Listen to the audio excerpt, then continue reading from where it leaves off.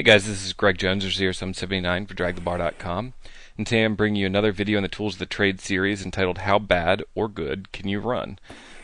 This video is going to focus on a piece of freeware called the ROI Simulator, which is a really neat tool that's going to be able to help us answer this question.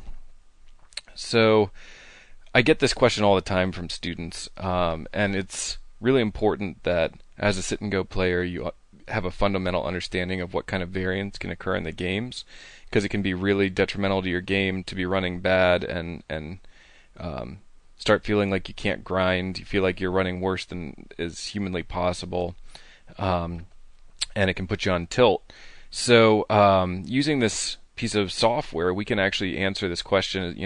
Is it possible to run this bad? I think I'm a 10% ROI player, but I've been running at 0% ROI for 500 games. Is that possible? It comes up all the time. It's also worth looking at, when you're running good, how good can you run? But usually the time where people really get interested in trying to answer this question is when they're running bad. So the calculator we're going to look at today can really do a lot of cool calculations. It can look at your ROI. It does simulations, and based on the input that you give it, it can actually, give you your base ROI, but then it can also tell you how much or how likely it is for your ROI to deviate from that. It can tell you the largest number of buy-ins that you're going to lose over a stretch of games. It can tell you, based on that information, what's the lowest point that you'll get to in your bankroll, which is really important for having fundamental bankroll management. Because you can look at things like, is it okay to be playing on this larger roll? Am I ever going to bust it out? And that sort of thing.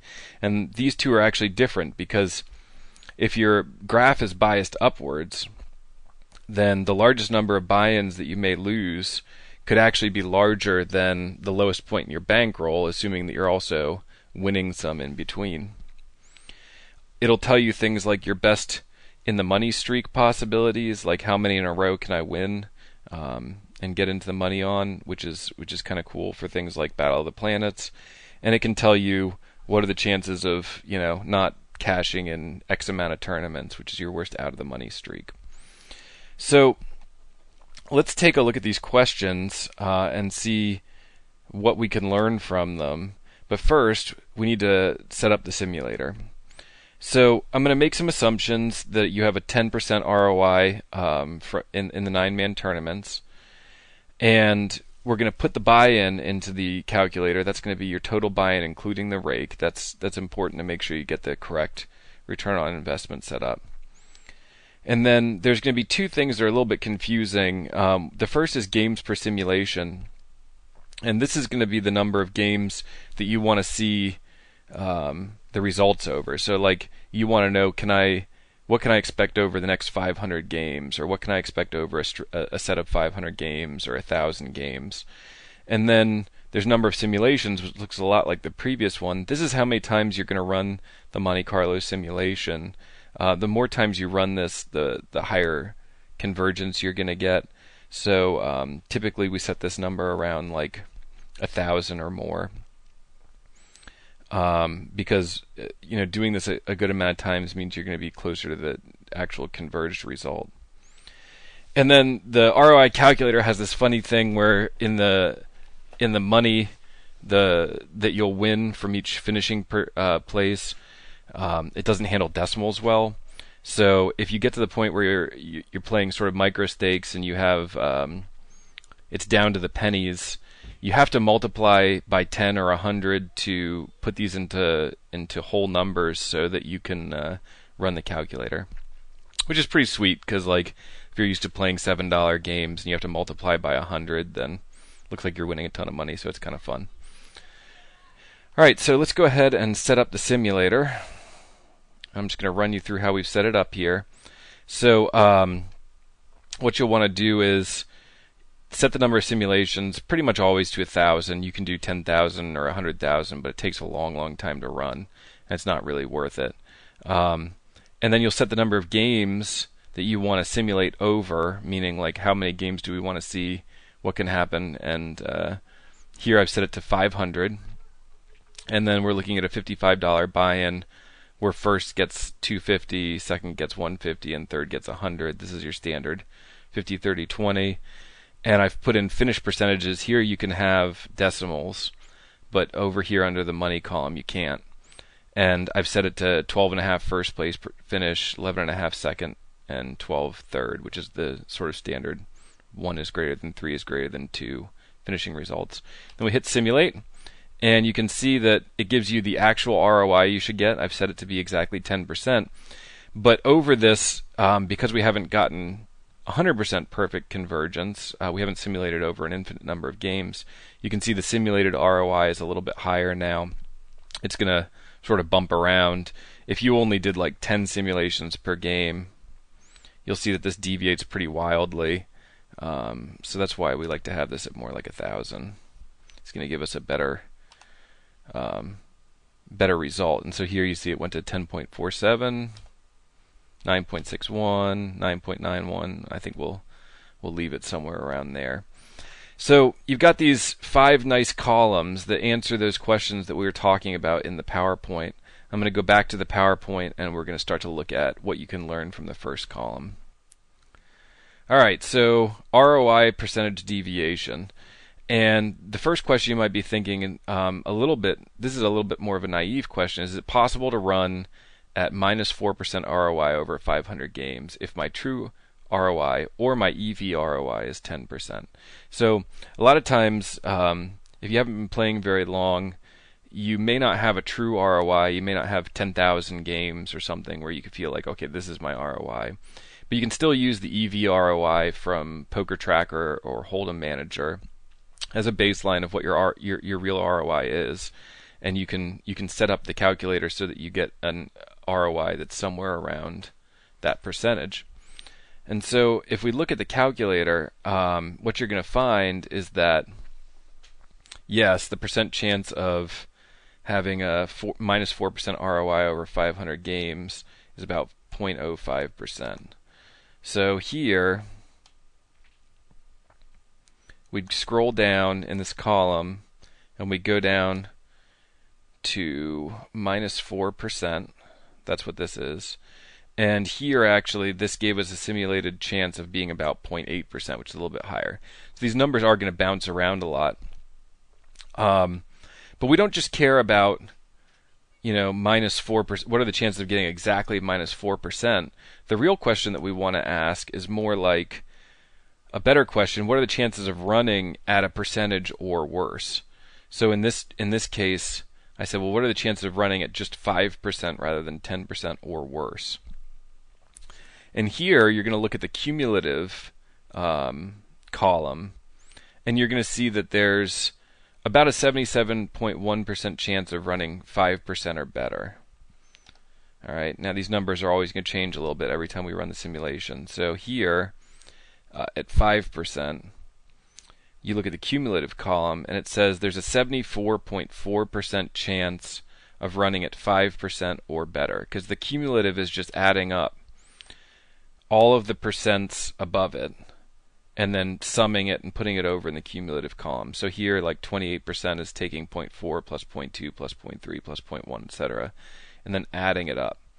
And so when we get down to 5% here, there's a 74.4% chance of running at 5% or better, which means there's a 25.6% chance of running at 5% or worse. And the way we get that is we just take 100% and we subtract this cumulative amount. So here again, the numbers are just a little off from the time that I ran the simulation when I was making the charts. You can see there's about a 22.9% chance in this time that I ran it, because I'm subtracting from 100%, of running worse than 5%. And that's not insignificant, right? Because if you think you're a 10% player and you're running at like 4%, and you're like, wow, this just doesn't seem possible. There's actually going to happen about 1 in 4 times, and that's something that's really helpful to know. So I just went through the last time I ran the simulation. I came up with a couple interesting results. There's a 9% chance of running at 20% ROI or better when you have a 10% ROI, which is kind of cool. There's almost a 1 in 10 chance that you're going to run super hot. There's a 23.9% chance of running at 15% or better. There's a 50.9% chance of running at 10% or better. So, half the times if you're a 10% ROI player over 500 games, you're going to run better than 10%, and about half the time you're going to run worse. So, when you start to think about your results in these ways, it's going to make the results a lot more easy to comprehend. You're like, oh, well, over 500 games, I can run at worse than 5%, and it's going to happen fairly often. It's not going to be super often that if you're a 10% player, you run at really deep negative ROIs, but this is heavily dependent on the number of games that you put in. So if you put in only like 50 games, it can actually be pretty likely that over 50 games you'd run at a really deeply negative ROI or a really highly positive ROI. If you're just looking at small samples, the variance can get huge. So, knowing to look at the results in context of how many games you're playing over can really help, and it can kind of even out your mindset as far as the results. All right, so the next thing to look at is the largest drop. This is really answering the question, how bad can my swings be? What are the chances that I'd have a X number of buy-in downswing? And there's some interesting results here. I'm just going to pull up the calculator again. So over here, the drop column, this is number of buy-ins. And again, the percentage is the chance that you would drop 9 buy-ins or 11 buy-ins or 13 buy-ins. 13 buy-ins, there's a 1.2% chance you'd drop exactly 13 buy-ins. But again, we want to look at the cumulative because, as you're looking at these things, you'd say, okay, well, what are the chances of dropping 20 buy-ins? That's a 28.4% chance. And here we don't have to subtract from 100 because this is just telling us the chance of 9, 11, 12, 13, etc. All up to 20. So let's look at some interesting results from that. Chances of an 80 buy-in drop are only about 0.1%, which is extremely unlikely. But as we start to look at smaller drops, they get more and more likely. 60 buy-in drop is 0.8, 50 buy-in drop is 2.6, and this starts to add up. By the time you get to 40 buy-in drop, you're getting to about a 10% chance, which is starting to get somewhat likely. 30 buy-in drop is going to happen more than a quarter of the time over 500 games. That's pretty significant. And 20 buy-in drops are going to happen all the time. That's going to happen at least 68% of the time over a 500 game stretch. So when I see somebody that says, oh, I've dropped 15 or 20 buy-ins, I mean that's very likely to happen, and it's important to keep that in mind. One thing that's kind of interesting to look at these results is that over 100,000 games rather than just 500, chances of 100 buy-in drops are like 15%. So the more games that you look over, the higher percent chance that you're going to have a big drop. So actually, even though your variance is going to go down, in the long run, your ROI is going to converge over samples like these. There's also going to be more opportunities to have a really big drop. If you think about it, 100,000 games is like a lot of series of 500 games strung together. So in each of those 500 game sets, you have a very small chance to drop 80 buy-ins. But once you add all those together, the chances of dropping 80 buy-ins or more goes up significantly. And here I calculated chances of 100 buy-in drop are about 15% over 100,000 games. So, the farther out you go, you'll see with the ROI Simulator, the more likely it is that your ROI is really tight. Let's just put in 100,000. It's going to take a couple seconds to calculate this. It'll look like it froze, but give it a second. And see, now your ROI becomes very tight around 10%. Like the chances of running, below 8 or above 11 just don't really exist anymore. But those largest drops numbers now go down to 150. There's 0.1% chance of dropping 151 buy-ins. So, and let's go back up to 100 here. Here, again, around 15% chance that you drop 100 buy-ins. So that's kind of crazy stuff.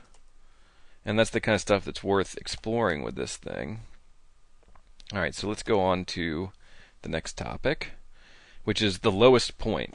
Now, again, this is a situation where if you have an upward biased graph, if you're not a losing player, the largest drop could happen on the back of a upward rising graph. So what you want to know is on that overall graph, what's the lowest point that you would ever have. And this is going to be different from the largest number of buy-ins you could lose. And this is really answering the question of what are the chances of busting my bankroll. So you want to look at the number of buy-ins and the cumulative chance of losing it to get a percentage chance of busting out. Here, the lowest point is going to be a number of buy-ins again, but this time it's going to be negative, right? Because we're talking about how many can you lose. And you can see this goes up to about dropping minus 57 buy-ins from break even. And this gives you the sort of cumulative chances of a drop happening. Here, the 63% is, 100 minus 63.3 is the chance of dropping 10 buy-ins. And again, down to 40, there's only a 2% chance you're going to drop 40 buy-ins. So, looking at this, with a 40 buy-in bankroll, there's only a 2.6% chance of busting it. But then as we go down and look, 30 buy-ins, we could drop 7.1% of the time, 26.1% of the time, etc. And this looks kind of shallow. A lot of the standard recommendations here that you have like a 50 to 100 buy-in bankroll. I still recommend having more on hand just because bad things can happen, and if you just rely on these numbers, you may be cutting it a little too close, especially if you don't have the opportunity to reload. But this can definitely give you some aggressive guidance on how to manage your bankroll. Alright, so the final thing that we can look at, the last two pieces of information, are the best and worst in the money streaks. I'll pull up the simulator one last time. And so here shows you the chances of going in the money 3, 4, 5, 6, 7 tournaments, etc. Up to 14 in this case. It doesn't find that there's a very high likelihood of getting above 14. And this is this cumulative number minus 100 is what's going to tell you, you've got a 0.4% chance of going 10 in the money. And the same thing for this out of the money streak. This is how many tournaments you could bust out of without cashing, and subtracting against 100, you'll find the percentage chance that can happen. So, how likely is it to get 10 in the money? Only about a 0.4% chance. But it's kind of cool to know this kind of stuff. Like you're looking at your streaks for something like Battle of the Planets, which I'm assuming still exists. That'll tell you, how likely it is to sort of get into that leaderboard. And then how likely is it to go 10 out of the money? Well, in this case, we calculate about 25.7% chance, which means, it's going to happen. It's going to happen a decent amount in 500 games that you may go 10 out of the money. There's a quarter chance that it's going to happen at least once during that 500 game stretch. So this is actually pretty good for staying sane, because a lot of guys go on major tilt when they have these long out of the money streaks. And if you can say to yourself, well, it's pretty unlikely this would happen, but it's going to happen 5 or 10 or 20%. That's good to know. It helps you frame those results in a way that's a little bit more easy to accept. So one of the things I thought was sort of striking about this is there's a 10% chance over 500 games of going 15 out of the money, which would be really frustrating. Alright, so the conclusions. Based on game structure, which sets the inherent level of variance in the games, your personal ROI, your personal finish distribution, and the number of games that you sample across in the simulator, all of these things can affect the results. And it's really worth going into the simulator, playing around with the simulator, and looking at how some of these things actually do affect the results, and sort of investigating, what you can learn about your own personal games that you're playing and your, based on your own personal stats. It's worth running these for your specific stats because it's going to give you a much better idea of how you can expect your graph to look in the long run. Because this thing, I had a hard time finding it. I knew about this from a couple years ago when there were active download links, and it seems like people keep posting this on file sharing sites, and then it gets out of date and isn't hosted anymore. I hosted this on my website. It should stay active forever. Go to crushingonlinesitandgoes.com/lessons/capital ROI _ S simulator.zip, and you should be able to download this with a Word doc that has some instructions in it. I pulled those instructions off the original thread where this was posted. Make sure that you pay attention to the case sensitivity. Make sure you use the caps where they are in here, because if not, you won't be able to pull the file down. And then I would say special thanks to the 2+2 poster named RVG72, who developed this software and chose to make it free. It seems like these days people are capitalizing a little bit more on these types of efforts by trying to monetize them, and I would never begrudge anyone for trying to get some return on their investment for spending time on projects like this. But back in the day, there was a little bit more freeware going on, and RVG72 released this as freeware, unsupported. It's a very cool tool, and I'm sure it took a lot of effort. So I wanted to make sure that we mentioned him. I wish I knew his real name, but I couldn't find it online. So just as the takeaway, understanding what's possible in sit and goes in terms of variance is really a major factor in reducing tilt and being able to keep grinding effectively through the long term. So I think a tool like this is really helpful because it answers that fundamental question of how bad can it be, in a way that I think is really easy to interpret, and I think pretty much anybody playing sit and goes would benefit from taking a little time to look at this software. So I hope you've enjoyed this lesson. This is Greg Jones of 0sum79 saying good luck at the tables.